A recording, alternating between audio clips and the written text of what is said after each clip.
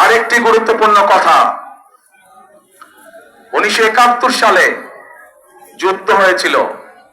এখানে যারা ইয়াং আছেন তারা, আপনারা তরুণ যুবক যারা আছেন তারা আপনারা বইয়ে খাতায় পড়েছেন, মুরব্বী যারা আছেন, আমাদের বয়সী যারা আছেন তারা দেখেছেন বা জানেন।